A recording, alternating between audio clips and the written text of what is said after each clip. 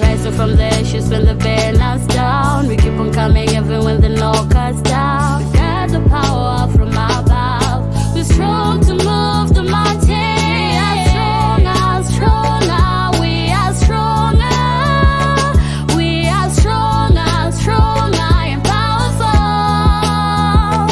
We are stronger, stronger. We are stronger. We are stronger, stronger and powerful. I'm back again, I'm born. What is happening, people of Zimbabwe and the world beyond? Welcome to another day, another episode, another experience with Life and Inspiration Zimbabwe on the Life and Inspiration Zimbabwe show. Thank you so much for always joining us, ladies and gentlemen. Today on the show, we've got another interview. Guys, I don't know if I told you this before, but then when it comes to season 2, we're going to be doing mostly interviews, bringing in different people from different walks of life just to inspire you guys. This is what we are all about as Life and Inspiration Zimbabwe. We are all about inspiring you guys and just bringing you that spark. You know, that new dose of motivation just for life. And so, ladies and gentlemen, today's guest, she is a poet, she's a mental health activist. She is just what I call a very bubbly and amazing. So she's just a blessing to be around. And so, ladies and gentlemen, here is Miss Avril on another edition of Life and Inspiration Zimbabwe interviews. Okay. Good day to all of you guys who are listening to us right now. What is popping? What is happening? What is going down in your side of town? Welcome to the very first edition of Life and Inspiration Zimbabwe Interviews Season 2, proudly brought to you all by the Life and Inspiration Zimbabwe Group. And we are super excited to have you here once again on another amazing, enlightening and life-changing, life-transforming conversation right here on the Life and Inspiration Zimbabwe show. And as it stands, you guys know me. My name is Tafadzwa Mwedzi, aka The Other First, and I am your host. I'm the one who steers this ship, baby. Right, so today, ladies and gentlemen, in the studio, we've got a mental health activist. We've got a passionate poet, first of all. She's a poet. Yes, that's what I knew her for, first of all. And today she's here to share with us her journey on how she ended up becoming a poet, you know, what are some of the things that she has faced, just to share her experience with us. And I hope that this interview is going to help somebody out there, you know. And so without taking any more time, ladies and gentlemen, help me to welcome to the show, Miss Avril. Welcome to the show, hey? Hi Tafadzwa, how are you? It is a great pleasure and a great honor to be on your show. I feel so blessed to be on Life and Inspiration. Thank you so much for the grand welcome, and I really hope that I get to inspire someone today. Ooh, guys, what did I tell you? What did I tell you?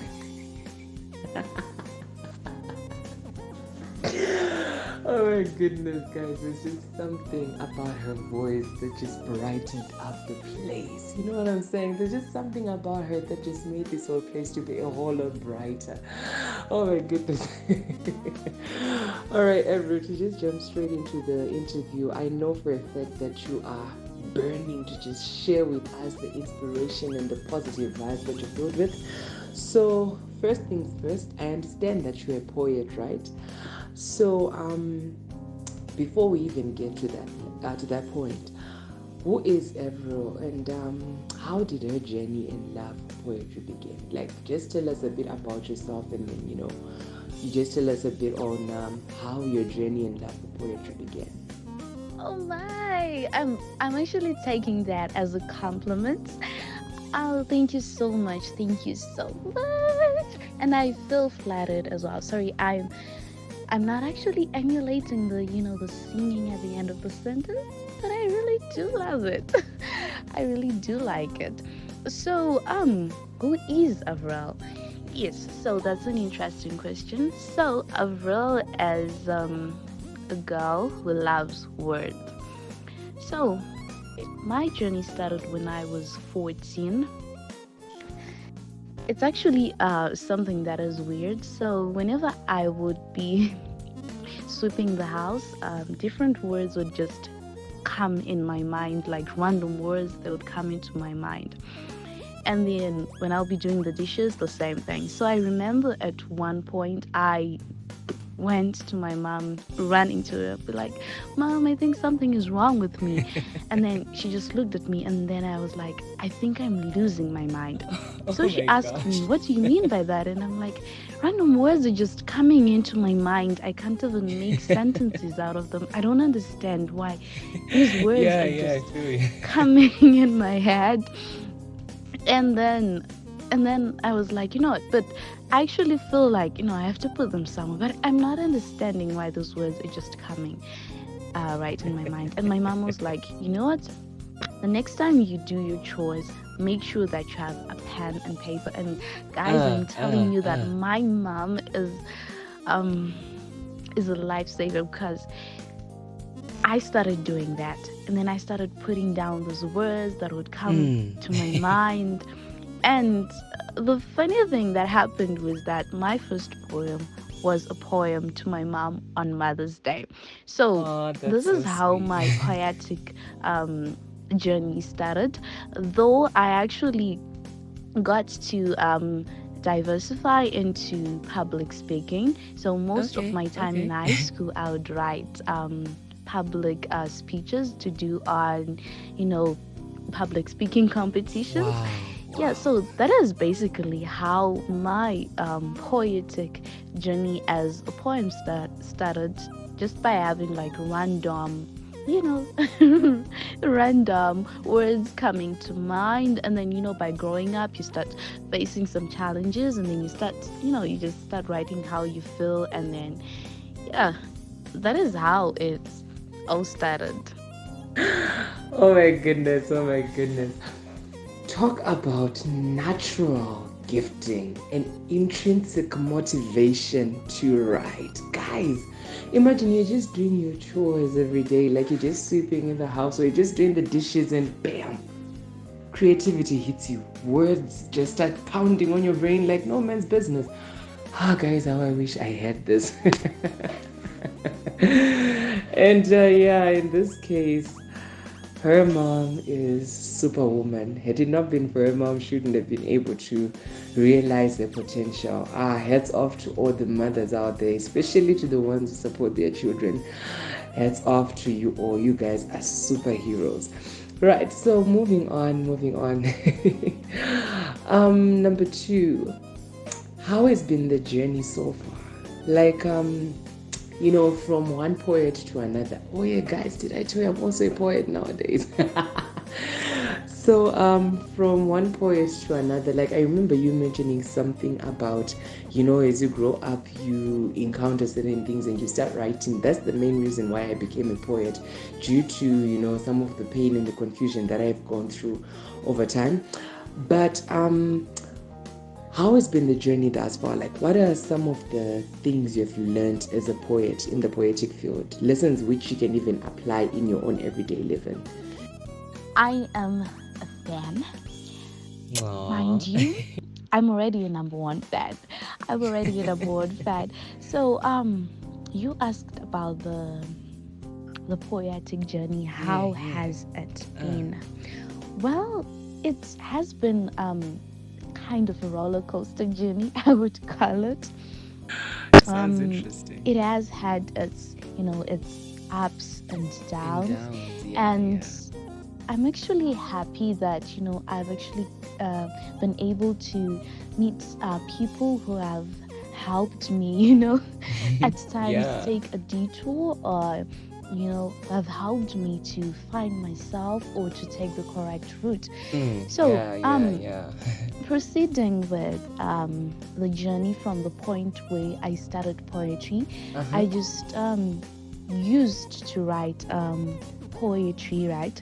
Anyhow, but then I also got to get some tutorship by Blackbird and Poetry Lady. Shout out to Blackbird and Poetry Lady.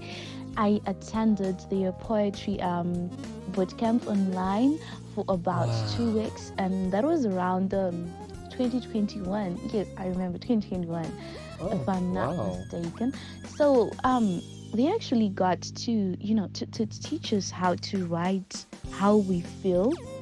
We get to write that on paper, not in a poetic way, and then and then you change get to it. change what you've written that is not rhyming in a poetic way. And also in this field, what I've learned was that the poetry that I would write before, I would write poetry just to show the linguistic knowledge that I have, instead of me writing in the way that I feel, I would like to call it, so that someone can relate to what I'm writing. So in this journey, there was a time whereby I lost that poetic connection with the people that are reading my art, my poems. So in a way, I had to take a detour because a number of people came to me and they were like, I don't really understand what you're writing about. What are you saying? So I realized that if I have to explain my poetry, then what is the reason for me to write it? So I had to sit back and then redo the whole thing and, starting to relate with how people feel. Oh my goodness, guys. I've got my very first fan. And indeed, those were really great lessons that Avril learned. You see, she has just highlighted the fact that poetry is more than just showing off your linguistic prowess, right? It's more than just showing off to people that you know English and you can play around with your language and your words, but it has to do with something deeper. It has to be, something that comes from within, more relatable. And this is actually a great skill in life because, you see, just as how she mentioned that she was just writing to show off her poetic, her linguistic prowess, but it wasn't really relating to people. Many times in life, you find that we may just do things just to try and, show people that, yeah, I can do it, but then you're not really connecting with anyone. So just as how she said, she ended up taking a detour and she had to start writing in a way that, it relates with people. It's the same thing with us, at times you just have to do things in a manner that people can relate to so that we can all understand each other. You get the idea?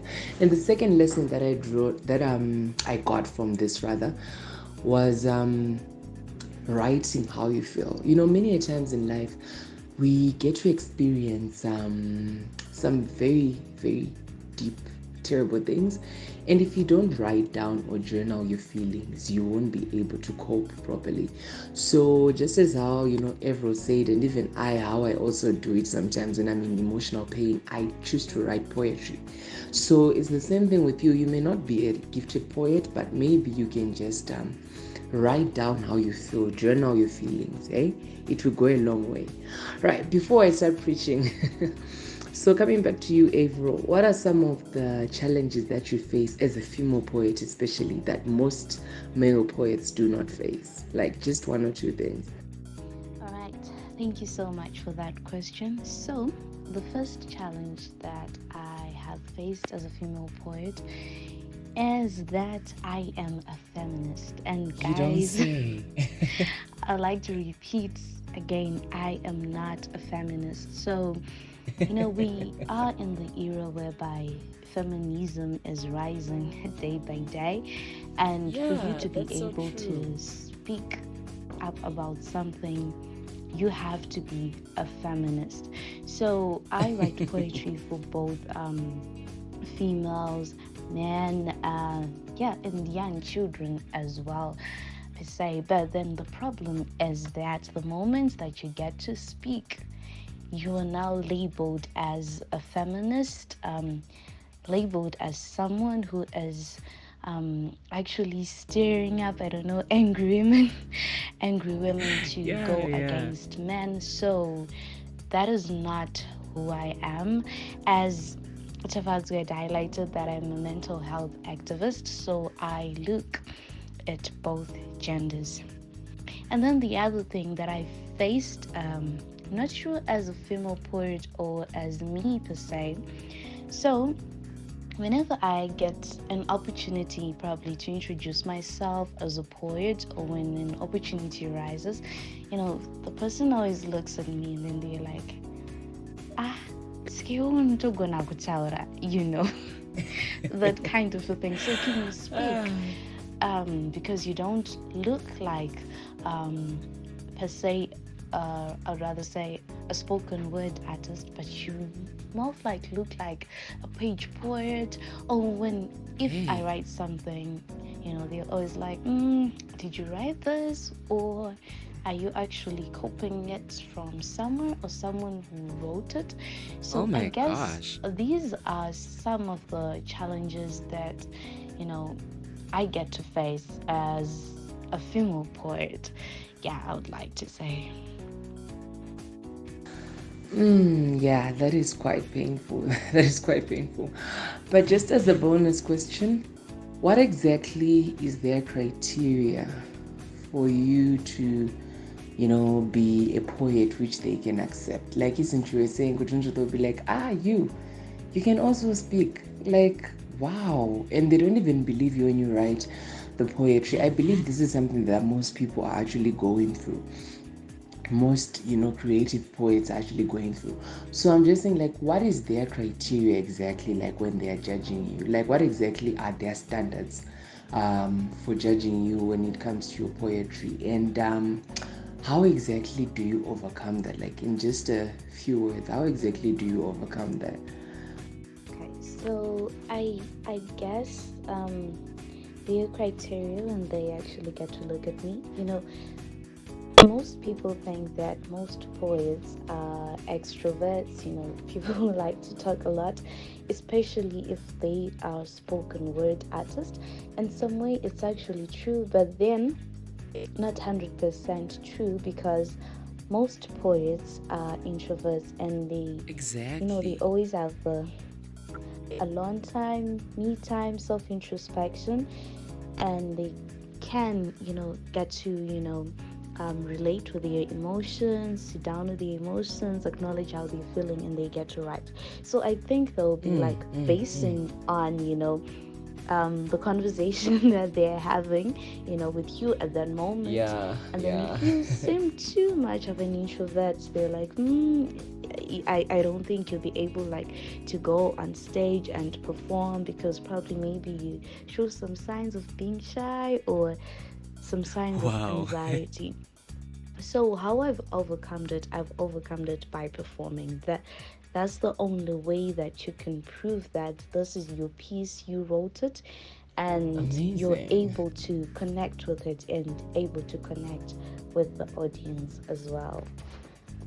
Anyways, ladies and gentlemen, we are still Life and Inspiration Zimbabwe on the Life and Inspiration Zimbabwe's weekly devotion broadcast, hashtag the Now Life and Inspiration Zimbabwe show, on our interview with Miss Avril.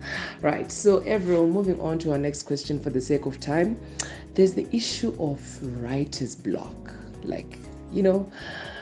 That point whereby you are trying to write, but then nothing comes. Like, there's no inspiration whatsoever. It's like you are blocked. You're not feeling the vibes that day. No inspiration is coming your way. So it's a common thing among creatives, right? So what are some of your experiences with writer's block, and how do you deal with it? Like, how exactly do you manage writer's block? Well, I experienced the writer's block a lot. And, at times I get so frustrated that I end up going to Uncle Google and looking for some solutions. So Uncle Google always says that you need to read a lot, write down. You need to practice writing for about 10 to 20 minutes. But then there are times that I do that and then nothing, literally nothing comes out. So what I've been doing is trusting the process.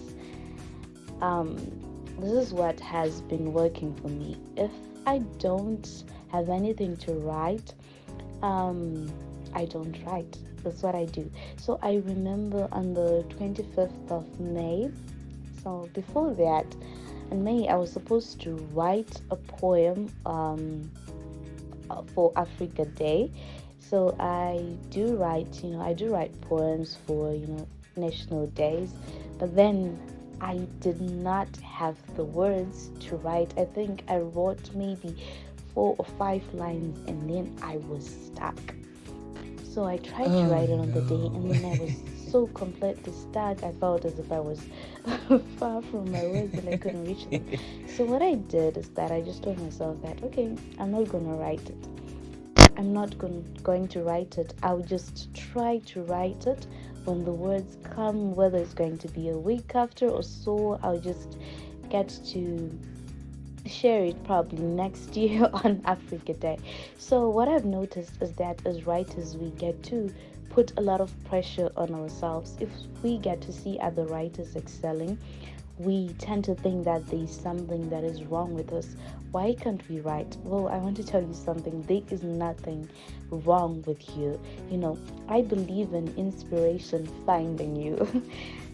Yes, I think you're at your best when inspiration finds you at a time whereby you are not expecting it, and that is that time that you get to write the greatest piece. If you've ever noticed that we also have some singers, who go a while for a long period of time, but when they come back, they always have this great buzz and everyone loves their music. I would like to just tell someone who's facing a writer's block that just trust the process. The words will find you. Let inspiration come to you.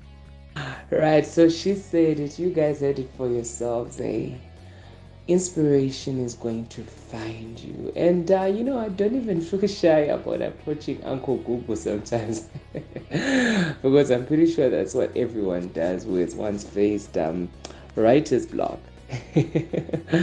All right, everyone, to just wrap up this interview and our very interesting conversation, what is your encouragement to the female poets who are listening, or rather to any poet for that matter who's afraid of getting started but is burning with passion? Like, you're in that phase whereby you really want to get started with your poetry, but then you're just afraid of the unknown, your fear of the unknown, or whatever it is that is stopping you.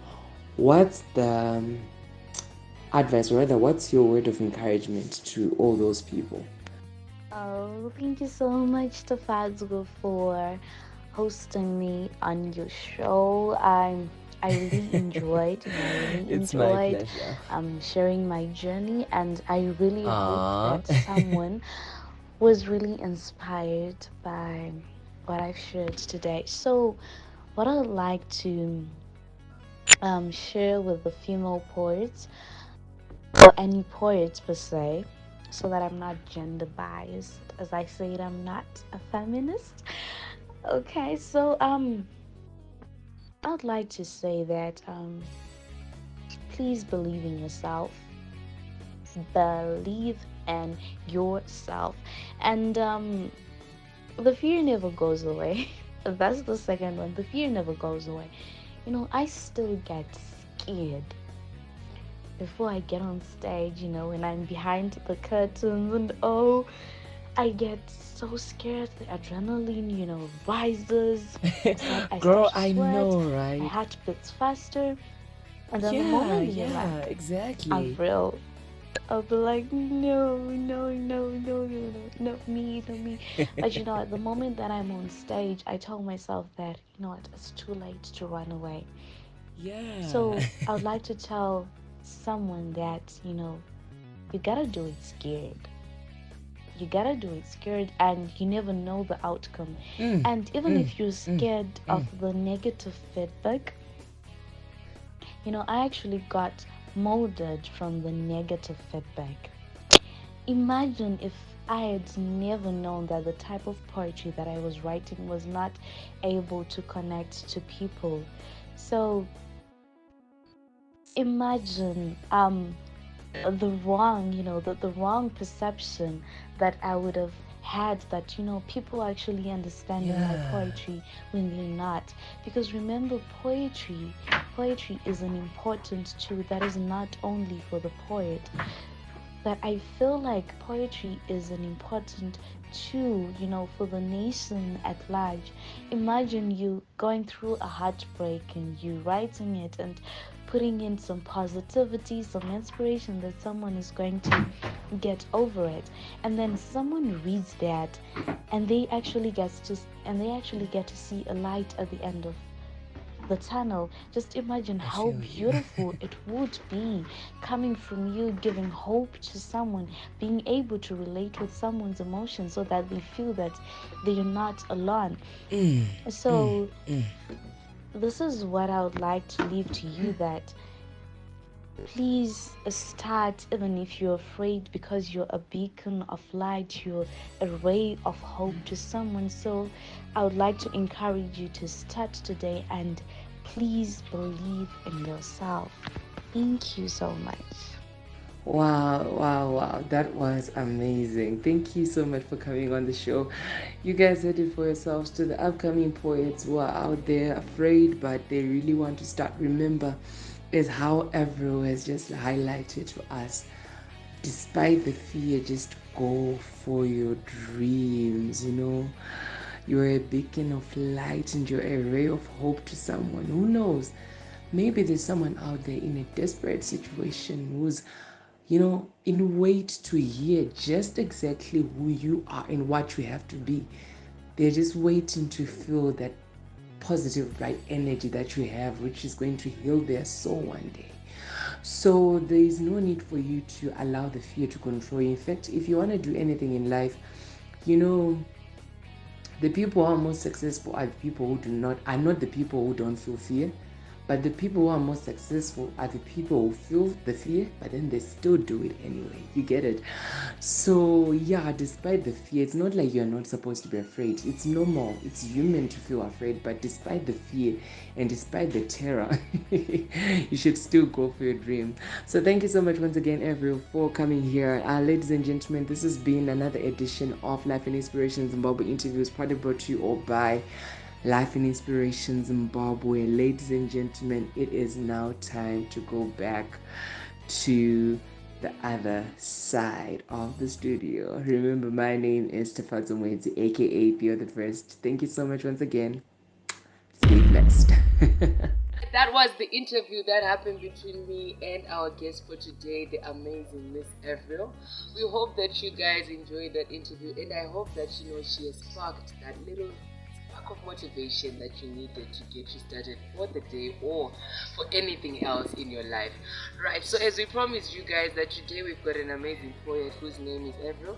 She's got a little piece for you guys, and I hope that it's gonna bless you and it's going to take you to a new level. I hope it's gonna take you to another world. So receive this poem with an open mind and open spirit, and just get ready to be amazed by her creativity. Ladies and gentlemen, this is Avril.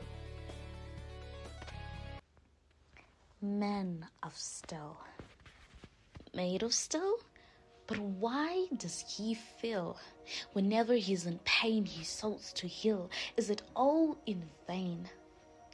Why do we mock him? I remember one time he fell. I'm not proud of it. I still regret it when we told him that real men don't cry, they rise and fly. They only groan in silence as they save the day. Today we're an audience, watching how our words have put men to silence. We speak with so much ease, but our words have left bruises and scars. Well, he could have spoke. How could he? Why would he? Why should he? Man of steel doesn't feel. Remember, he lets it burn inside. It can't be heavy, no, cause he can carry all the burden, inclusive of mine. Till he chokes on it. We are a very proud society. No, don't be sad. He got a lot of fame. Let's be merry because we call it a shame if he is vulnerable to emotions. When he's the prey, no, he should be the hunter and brave like other inborn warrior. But why so? Aren't we erasing his identity, creating a perfect misfit in our own perfect, seemingly society, where we should nurture love and be compassionate, but all we do is torture. But he is a man of steel. How can we feel when we think he doesn't feel? But in reality, he does feel. By love letter, #mental health month for men. Men's mental health matters as well. Thank you, everyone.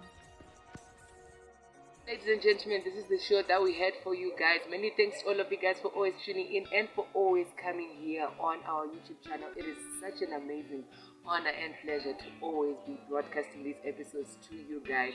Now remember, to all the upcoming poets, I hope that that interview has blessed you, and I hope that it has encouraged you. Nothing is too big for you. Nothing is impossible. The sky isn't even the limit for you. If you can dream it, you can definitely do it. So take it as a sign for you to get started on your dreams. Nobody else is going to do it but you. So thank you so much for joining us today, ladies and gentlemen. It's been an absolutely amazing experience. A great pleasure to be with you all. Until the next time that we're going to be together, stay blessed. Just weather appropriately. And remember, God loves you.